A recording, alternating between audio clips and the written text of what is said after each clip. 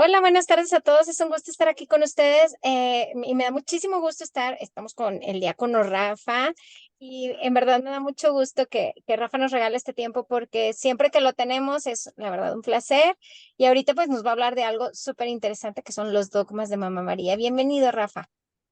Gracias, Gisela, y gracias a todos los que están acompañándonos en esta tarde o en el momento que puedan estar. Es siempre un gusto poder platicar y dialogar sobre nuestra fe y hoy quisiera que habláramos, estamos a punto de celebrar este gran acontecimiento o uno de los dogmas de la Virgen María, que es la Inmaculada Concepción, y eso creo yo que nos da paso o pauta para hablar de los dogmas de María, de los dogmas que nosotros creemos de la Virgen María. Déjenme comparto con ustedes unas diapositivas que tengo por aquí. Me dicen si se están compartiendo, si se ven. Parece que sí.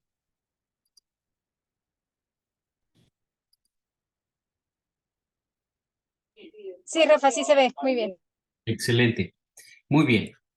Bueno, pues entonces, de la Virgen María conocemos varios dogmas, pero me gustaría primero decir qué dice el catecismo de la palabra dogma. Cuando nosotros hablamos de verdades reveladas en las escrituras, pues nosotros podemos ir a la escritura y ahí podemos encontrar la revelación de Dios.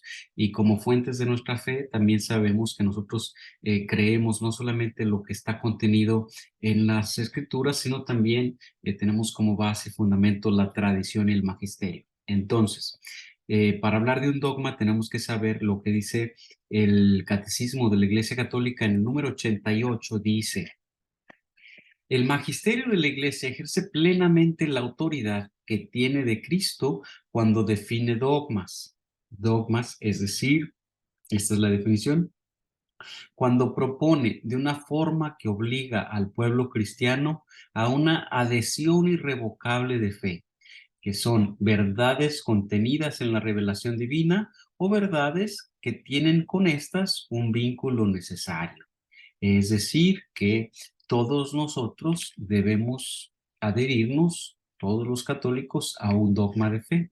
Entonces, son verdades reveladas, contenidas en la revelación o que tienen un vínculo necesario con este, que nosotros estamos necesariamente obligados a creerlo. Si no lo creemos, entonces no estamos adheridos a nuestra fe. De María, la Virgen María, que es nuestra madre, conocemos 4 dogmas. Pero para llegar a los dogmas me gustaría que comenzáramos a hablar un poquito de quién era María. María, sabemos que era una mujer conocida como de este grupo que son los anahuís, es decir, los pobres del pueblo de Israel, que además se pueden mencionar como el resto fiel. Entonces, sus padres, Joaquín y Ana, son parte de este grupo de personas que en medio de tantas tribulaciones y de tantas infidelidades del pueblo de Israel, ellos siguen siendo fieles a la enseñanza y al estilo de vida de sus padres, de la fe, de la tradición que tenían hasta ese momento. Son judíos, por supuesto, pero son fieles a la alianza que tienen con Dios. Acordémonos que Dios ha hecho una alianza con su pueblo y la ha confirmado en varias ocasiones, y durante muchas ocasiones en la historia de la salvación este pueblo ha sido infiel. Bueno, pues esta familia de María, Joaquín y Ana, sus padres, son parte de esos que quieren ser fieles, de esos que quieren preservar esta alianza con Dios, que quieren mantenerse fieles a lo que Dios les pide. Y Dios les pide principalmente que tengan solamente a Él como Dios y a ninguno otro. Claro, tiene una serie de reglas, una ley muy rígida, pero lo primero es que sean fieles totalmente a Dios.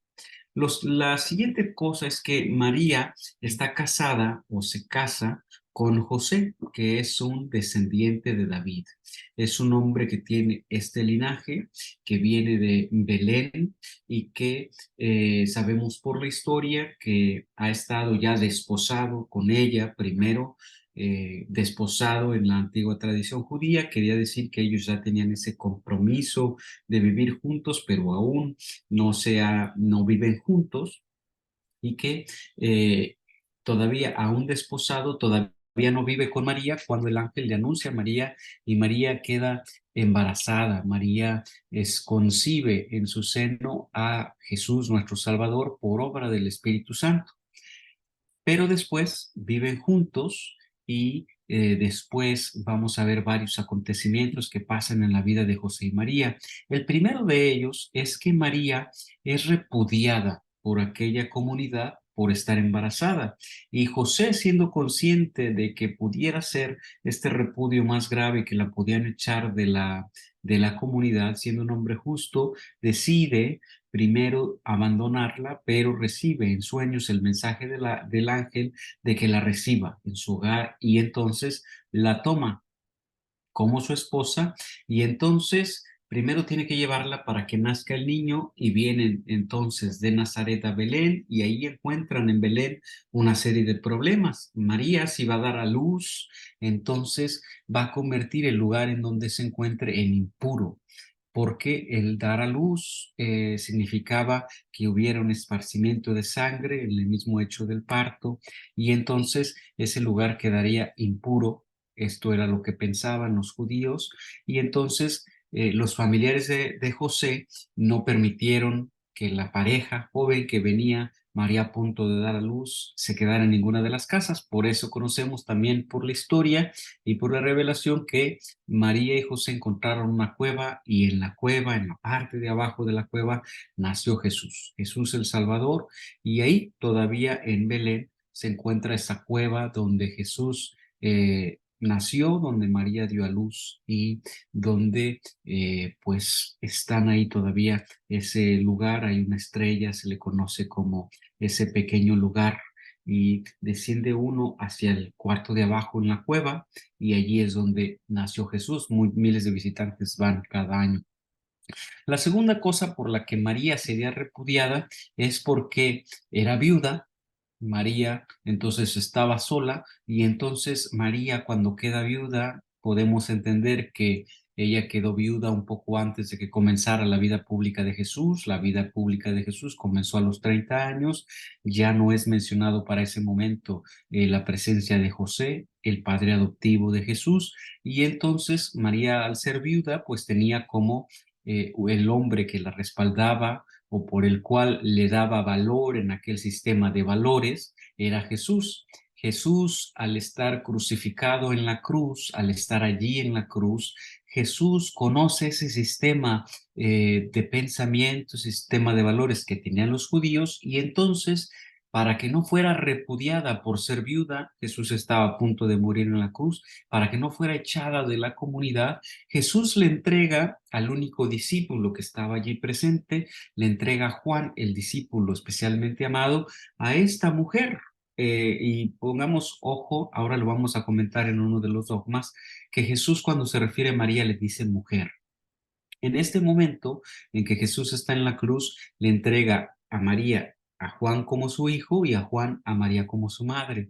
Esto hará que quienes están allí presentes, otros varones igual que Juan, sean testigos de que esta mujer que es viuda y que se quedará en un momento más sin su único hijo que va a morir, si se queda sola en esas condiciones, ella sería echada de la comunidad y repudiada.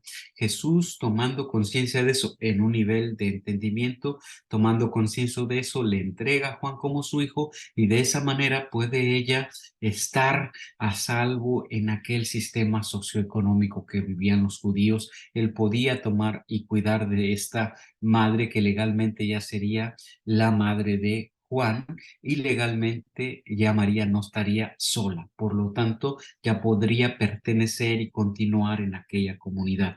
Por supuesto que espiritualmente la entrega de María como madre de Juan y de Juan como hijo de María significa esta entrega que Jesús le da a la iglesia, a María nos la entrega como madre y Juan en representación de todos los discípulos y de toda la iglesia es el que toma a María como madre, en un sistema, en una forma espiritual. María entonces es al estar preservada de toda mancha y de todo pecado, podemos decir que es la mujer más libre y ella con esa libertad la utiliza para convertirse en esclava. Ella ha dicho, hágase en mí según tu palabra. Ella ha dicho, fiat. Y hay una bella frase que me gusta mucho de Benedicto XVI que dice que el universo, por así decirlo, guardó un suspiro en el momento en que María tenía que decir libremente que sí aceptaba ser la madre de Dios. Y esto lo hemos explicado quizás algunas otras veces. Los seres humanos somos libres, tenemos libre albedrío y Dios, no es un Dios de absurdos, sino un Dios de cosas lógicas, nos provee a todos esa facultad. Dios no puede estar en contra de sí mismo y si nos ha otorgado la libertad de tener la posibilidad de tener libre albedrío, los seres humanos lo tenemos en todas las condiciones. Y entonces María, al ser un ser humano, tenía libre albedrío y libremente tenía que aceptar la madre de Dios, no podía ser una condición, no podía estar obligada a ello, porque si no, pudiera ser eso una especie de determinismo y eso sería contrario al libre albedrío. Eso sería una cosa ilógica o una cosa absurda. Entonces María, para decir que sí, tenía que ser totalmente libre. Por supuesto que María, al gozar de esta concepción sin pecado y sin mancha, y si entendemos como pecado, como forma de declive del ser humano que nos esclaviza, entonces María es más libre que todos los seres humanos por este privilegio que tiene de ser inmaculada. Ella es más libre de tomar decisiones, más plenamente libre. Nosotros cuando tomamos una decisión la hacemos desde nuestras limitaciones y también de nuestro ser pecadores. María no tiene pecado, así es que está libre de esa condición y por lo tanto sus decisiones y sus acciones son más plenamente libres que lo que son las nuestras. Entonces, Benedicto XVI dice que la única vez en que la historia de la salvación estuvo, por así decirlo, en riesgo, es la vez en que María tenía que decir que sí, porque ella pudo haber dicho que no, y entonces era respetable su libertad de su libre albedrío o su libertad como ser humano. Sin embargo, ella dijo, fiat, hágase en mí según tu palabra. Ella utilizó su libertad para hacerse esclava del Señor. Y este es un gran testimonio y un gran ejemplo para nosotros. Un ser humano como es María se hace la esclava del Señor. Ojalá que cada uno de nosotros pudiera también ser esclavo del Señor. Entonces, de María, la Madre de Dios, se conocen 4 dogmas. Entonces, un dogma es una creencia, una fe que está contenida en la revelación de Dios o que es parte relacionada directamente con ello y que nosotros los católicos debemos de creer en ella de manera sustancial. Por lo tanto, de María conocemos 4 dogmas. El primer dogma es María es la Madre de Dios. Este dogma fue el primero que se definió en relación a María. Hubo un concilio en el año 473 en el que 200 obispos que participaron ahí concluyeron que si María es la Madre de Jesús y si Jesús es Dios, por lo tanto, María es Madre de Dios. Esto quiere decir, esto quiere decir que al reconocer que María es Madre de Dios, los obispos fueron muy enfáticos y la iglesia es muy clara en saber que María, Madre de Jesús, es un ser humano y ser Madre de Dios no la convierte a ella en diosa. María no es una diosa, sino un ser humano que es madre de aquel que sí es Dios. Jesús, al ser Dios, sabemos de Dios que es Dios Padre, Dios Hijo y Dios Espíritu Santo. Dios Hijo, los tres forman una Trinidad, los tres han vivido durante toda la eternidad, no fueron creados, sino que Jesucristo es engendrado y el Espíritu Santo procede del Padre y del Hijo y entonces han existido siempre, antes que el tiempo y antes que la creación. Entonces, en un momento, El Hijo nace de María la Virgen, se encarna, este verbo que ha existido siempre en la Trinidad, se encarna de María la Virgen y entonces entra en la historia. Él es Dios que además toma una naturaleza humana, totalmente hombre, totalmente Dios. María es un ser humano que es totalmente humano, no Dios, no Dios. Por lo tanto, cuando nosotros decimos María, Madre de Dios, María la reconocemos como un ser humano que goza de ese privilegio de haber sido elegida para que fuera la madre de Dios y que ella aceptó serlo con todo lo que con todo lo que ello representaba. ¿Cuándo celebramos este dogma? Lo celebramos cada día 1 de enero. Al inicio del año celebramos que María es la Madre de Dios. A veces quizás no estamos tan conscientes porque estamos celebrando el inicio del año. El segundo dogma, y por el cual la Iglesia ha recibido la mayor la mayor cantidad de burlas y discriminación, es este dogma que fue definido en el año 573 en el Concilio de Constantinopla, y el dogma es acerca de la virginidad de María. La Iglesia Católica creemos que la virginidad de María es perpetua. La virginidad se sostiene, lo decimos en el rosario, en el rezo del Santo Rosario, en las oraciones finales, antes, durante y después del parto. María es virgen antes, durante y después del parto. Esa es nuestra creencia que nosotros podemos tomar como divinamente revelado, sacado de las escrituras, y no es otra creencia más. Como esto es difícil de concebir o difícil de creer por la forma práctica en la que vivimos en nuestros días o por la forma en la que la sociedad se ha desarrollado, pues para muchos les resulta imposible que esto pueda suceder. Bueno, también Dios ha creado 200.000 trillones de estrellas. También Dios ha creado cosas que todavía ni siquiera nos damos cuenta cómo pueden ocurrir. Por ejemplo, en la cuestión astronómica, los agujeros negros, todavía no tenemos una explicación de eso. Y ellos existen a pesar de que no haya una razonamiento lógico. Anteriormente pensaban los científicos que los agujeros negros en el espacio solamente atraían una gran cantidad de masa y polvo cósmico y lo destruían en energía, pero no sabían a dónde iba. Ahora se han dado cuenta que un agujero negro también expele alguna cantidad de masa. Alguno de estos agujeros recientemente salió algo de allí, y entonces no hay una explicación lógica, no hay un razonamiento propio para eso. También en teoría científica está el sistema de los cuantos. Ahora que se han descubierto estas pequeñas partículas que pareciera que al ser observadas, como si supieran que son observadas, se comportan de manera diferente. Bueno, no hay todavía una explicación para eso. Bueno, todavía nadie puede, sabemos que tantas cosas ocurren que todavía no tienen explicación. Vamos a decir, por ejemplo, el ADN produce que cada una de nuestras células y las partes de nuestro cuerpo tengan unas determinadas propiedades. Por ejemplo, un cabello de mi ceja sabe que tiene que crecer cierta cantidad y no crece más de ello y siempre será de ese tamaño. Aunque yo lo corte, él sabe que este cabello que se encuentra aquí no va a crecer igual que el que crece en mi cabeza. Y quizás la explicación, bueno, ¿por qué se comportan así? Porque tienen una carga genética de esa manera, y la genética y la carga genética está organizada de tal manera que eso va a suceder de determinada manera, en determinada edad, en determinado tiempo, pero el cómo y el por qué está organizado así no lo sabemos todavía.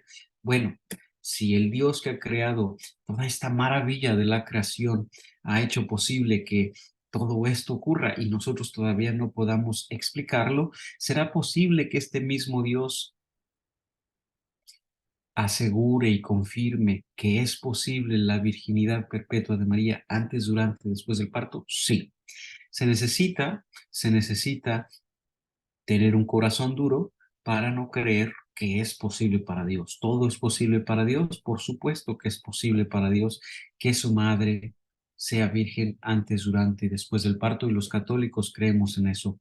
Quizás para algunos seguirá siendo un motivo de burla, sí, respetable su opinión. Para nosotros es un dogma de fe en el cual creemos que está ligado directamente con la revelación divina, y si Dios así lo ha revelado, nosotros no conocemos los misteriosos caminos de Dios. Celebramos este dogma el 8 de enero. Y luego tenemos un dogma que es muy bonito, el dogma de la Inmaculada Concepción, que vamos a celebrar este 8 de diciembre, próximamente, este próximo viernes. Este fue definido por el Papa Pío IX en el año de 1854. María fue preservada de todo mal, de toda mancha y de todo pecado. Esta Inmaculada Concepción generalmente se confunde con el nacimiento o con la concepción de Jesús. Y algunos cuando escuchan el dogma de la Inmaculada Concepción piensan inmediatamente en la encarnación del Verbo Divino, pero no es así. El dogma de la Inmaculada Concepción se refiere a María. María, un ser humano que le fue otorgado un privilegio exclusivo de no tener pecado ni mancha, y por lo tanto María es el único ser humano que no tuvo pecado original y que no tuvo ningún pecado. Por supuesto que Jesús no tuvo ningún pecado, pero Jesús es un ser divino con naturaleza humana. La diferencia entonces es, Jesús es Dios también con naturaleza humana, y María es un ser humano que no tuvo pecado. Todos los demás seres humanos en toda la historia han tenido pecado. María fue inmaculada. ¿Y por qué?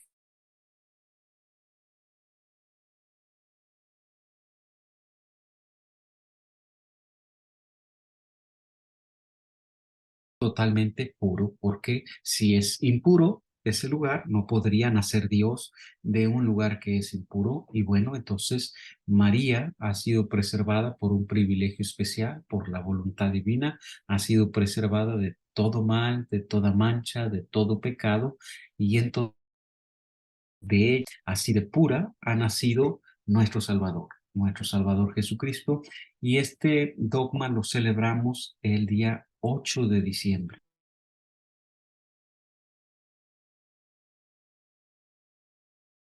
Es un dogma verdaderamente interesante y muy bonito que nos invita a que nosotros también busquemos vivir la pureza como María ha vivido la pureza. Claro, nosotros tuvimos pecado original, nos fue borrado con el bautismo, tendemos a veces a caer en el pecado porque nuestras almas están heridas, pero siempre podemos pedir la gracia de Dios y podemos pedir la asistencia de María, que María nos ayude, que interceda por nosotros, que medie ante Dios por nosotros, para que nosotros podamos también vivir puros y en gracia, como ella ha vivido. Entonces María, desde el puro momento de su concepción, fue preservada de todo pecado y de toda mancha. Y el último de los dogmas que se han definido, que se definió muy recientemente, lo en el año de 1950, dice así: María, terminada su vida terrena, fue asunta al cielo en cuerpo y alma, y vive ya en un cuerpo glorioso por la eternidad, como también nosotros algún día seremos. Aquí han suscitado varios conflictos o varias formas de ver la asunción de María. Algunos en alguna tradición piensan y hablan de María como la dormición de María. María quedó dormida y entonces fue asunta al cielo en cuerpo y alma. Otra tradición cree que María vivió 70 años y entonces fue asunta al cielo. Otra tradición, sin mencionar la edad, menciona que María murió y fue enterrada y puesta en una tumba, y de ahí de la tumba fue asunta al cielo. Entonces, si uno va a Tierra Santa, puede encontrar un lugar en el que hay un lugar específico donde se venera la tumba de María, y otro lugar donde se venera también la Asunción de María. La Iglesia es muy cuidadosa en cómo ha determinado este dogma. Dice el dogma: María, terminada su vida terrena, es decir, no importa si ha sido viva muerta, si estaba dormida o despierta. Lo que sí es importante es que María fue asunta al cielo en cuerpo y alma. Entonces, ni en el lugar de la tumba ni en ningún otro lugar se encuentra el cuerpo de María. Ese sí es un hecho que puede ser científicamente comprobado.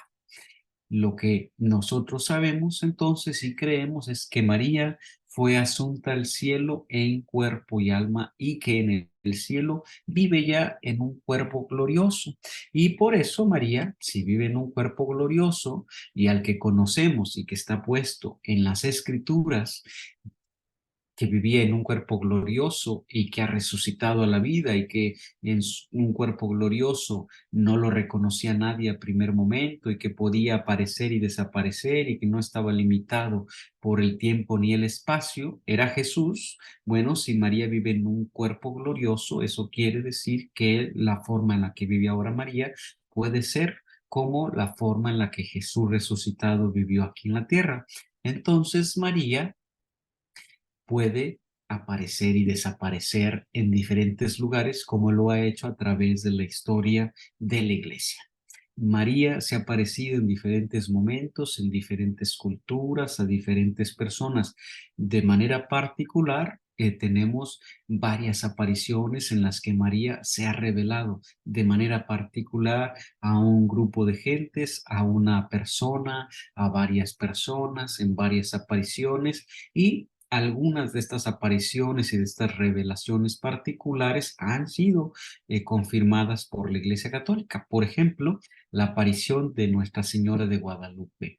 Es una aparición tan contundente que hay un ayate que se ha estudiado de muchas maneras, que no ha sido pintado por mano humana y que tiene una gran cantidad de signos que fueron fundamentales para que los indígenas de aquel momento pudieran encontrarse con esta persona, ser humano que vive en un cuerpo glorificado y así entender el mensaje que Jesús les traía.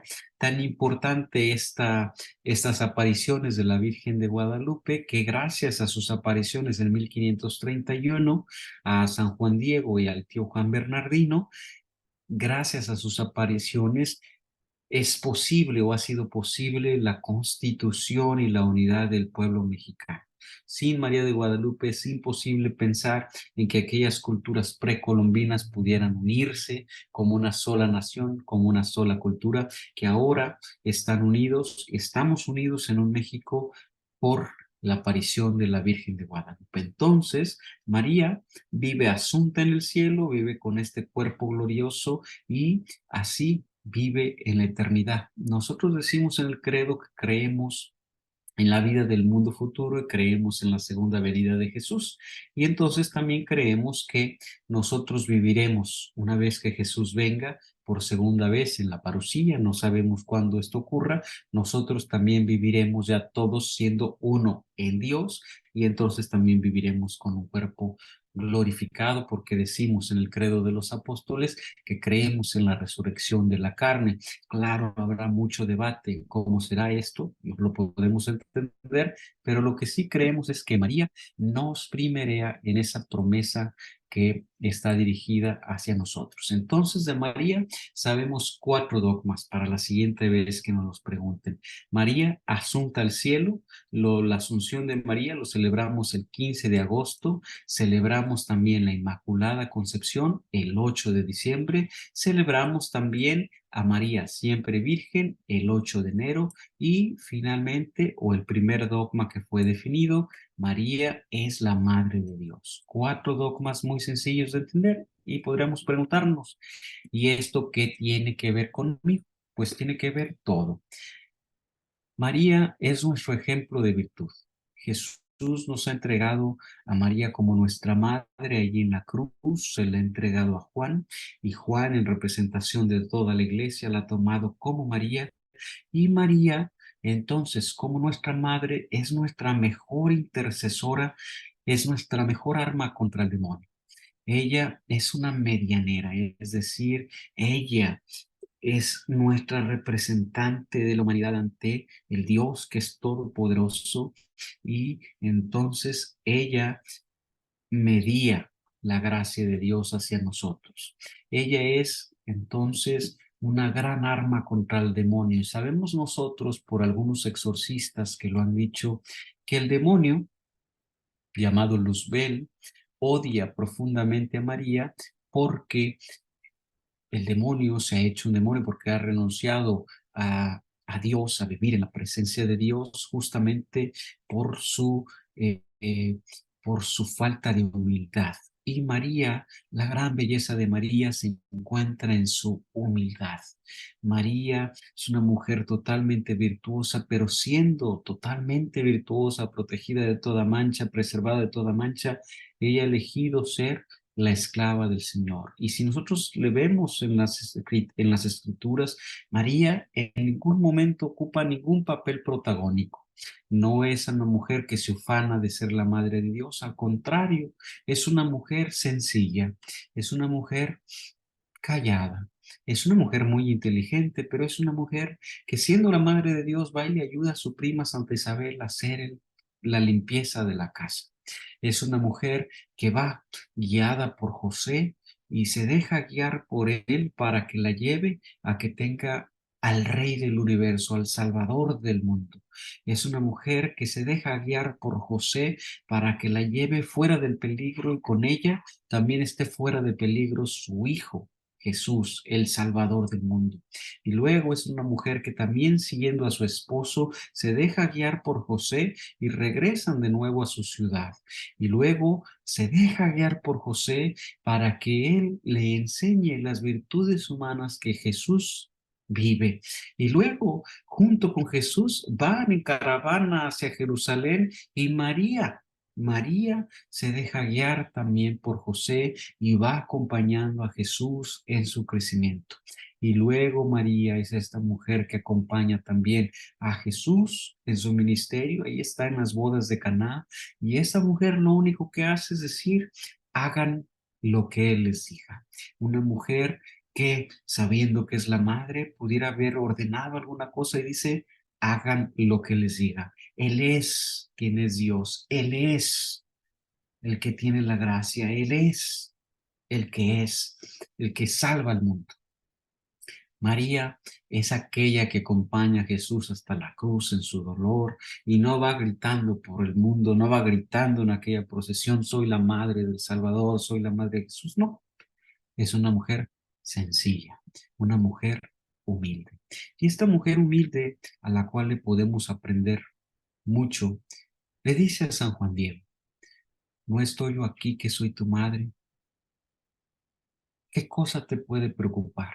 ¿Qué cosa te puede molestar? ¿Qué preocupación grande puedes tener?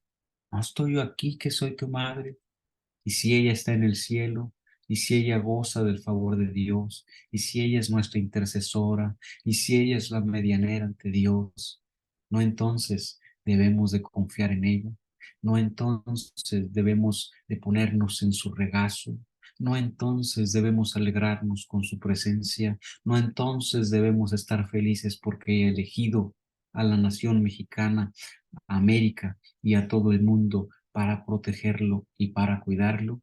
Pienso que estos dogmas de la Virgen María nos invitan a ser como ella ha sido, hombres y mujeres, hombres y mujeres prudentes, hombres y mujeres humildes, hombres y mujeres decididos a hacer la voluntad de Dios y que, resguardados en el regazo de María, confiados en que ella es la intercesora que nos lleva siempre en el camino más corto hacia Jesús, podamos nosotros también gozarnos como Juan Diego y podamos también nosotros ser dignos servidores del Señor, quien nos da la vida eterna y quien nos ha dejado, nos ha regalado a María como nuestra madre. Que estos cuatro dogmas nos enseñen a vivir más plenamente nuestra fe y amar más profundamente a nuestra Madre, la Virgen María. Muchas gracias, Rafa. Creo que, digo, obviamente todo fue muy interesante y muy importante, pero algo que me llamó mucho la atención fue que ahorita dijiste, para que los tengamos en cuenta cuando nos pregunten. Creo que algo que tenemos los católicos es de que pocas veces nos informamos en buenas fuentes y andamos contestando o cualquier persona que llegue y nos pregunta algo nos saca de nuestras bases. Creo que ahorita la información que tú nos acabas de dar es como, la verdad, pues nos la resumiste súper padre y creo que es muy importante que como católicos lo tengamos claro y que lo tengamos siempre presente para que cuando nos pregunten realmente sepamos cómo contestar y que no sonemos a que somos, porque mucha gente dice que nosotros la tenemos como una diosa o como un ídolo, entonces cuando la información es tan clara como nos la acabas de dar tú, pues claro que no queda como lugar a dudas de lo que nosotros creemos.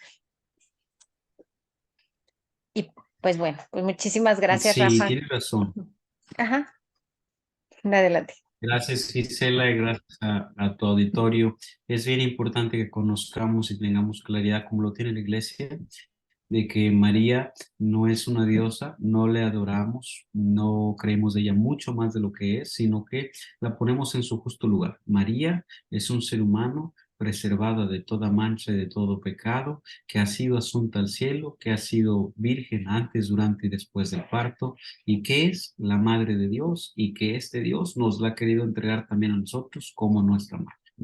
Muchísimas gracias, Rafa. Y pues bueno, todos tenerlo claro y ahorita que vamos, que estamos tan cerca tanto de la fiesta de la Inmaculada Concepción como de la fiesta de nuestra Madre Santísima de Guadalupe, pues sentirnos orgullosos de ser hijos de una madre que nos ama tanto y que ha estado siempre tan al tanto de nosotros.